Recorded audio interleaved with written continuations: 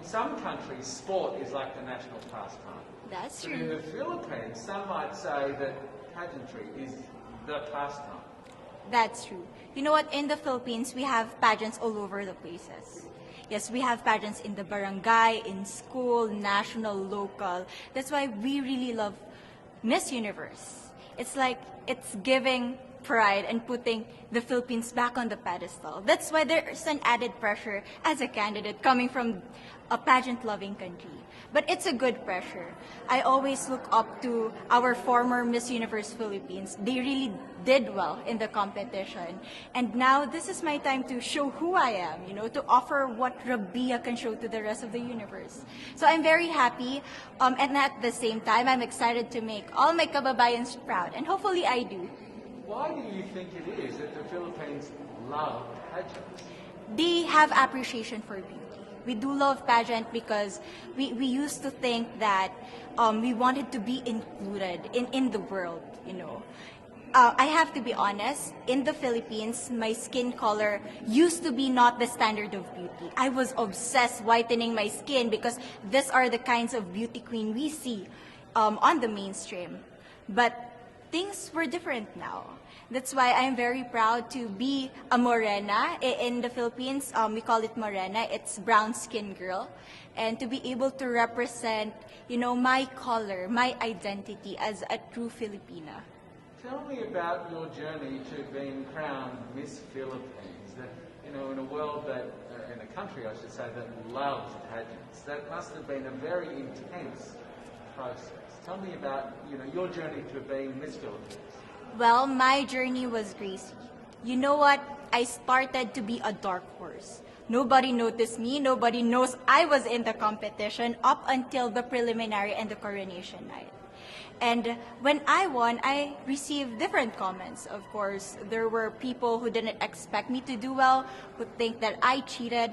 That's why I need to redeem myself in Miss Universe. I really need to do well in this competition. And the thing is, I love pressure. I love criticism. I get better every day with that. You tell me I cannot do that, I turn to you and I'm going to say that, no, I can do it for myself. Good for you. So how does it feel then to be on the global stage? How do you feel to be here in this moment, right now? It's crazy, but I'm overwhelmed with the support, not just from the Filipino community, but also from Thailand, Latin countries who do appreciate me as a candidate, as a person. It motivates me that I am beautiful, I can offer so much in this world, and when somebody believes in you, it gives you that extra energy to really do well and perform well. Do you have a sense with the girls, all of the girls competing, you're competing, but is there a sense of camaraderie with all of the girls? Is there a real spirit to, sort of motivate each other to do better? You know what? I have a different idea about Miss Universe. I thought it's going to be very competitive, in a healthy way, well, of course. But now I can see every girl helping each other, from fixing those hairs, from trying to zip up those outfits. It speaks of the closeness and the kind of camaraderie that we want to have. The goal of Miss Universe is not just to crown one girl, but also to build a genuine and long-lasting friendships among us. Would you say within the Miss Universe world, the contestants, is there a sisterhood? Are you sisters? There is sisterhood. I can say I was able to talk to different representatives from different backgrounds, different cultures. And despite our differences, there's so much to be highlighted in what binds us together. And that is because we want to empower women. We want to have our advocacies. We want to speak for the things that we love. And that's a celebration of women and the beauty that we have.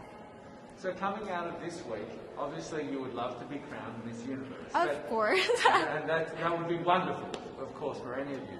But what else will you take out of this week? What do you think you'll feel at the end of this week, regardless of the result? How will you be a different person? It's the growth and the development that I was able to have during preparing for this journey. I will be honest, there was a moment that I lost my identity. because I was put under pressure. I was in that position in which I feel like I'm not good enough. I'm not a good representative of my country, but I was able to bounce back stronger. And if I was able to do that for Miss Universe, I will be able to do that in life. That is my greatest takeaway from Miss Universe. Okay, so the Philippines have a huge amount of fans. Yes. I want you to give us a little bit of a message to the fans here and at home. But send a message. What would you say to all the fans in the Philippines? To all my fans from the Philippines and from all over the world, maraming salamat po. Thank you so much for loving me and for believing in me.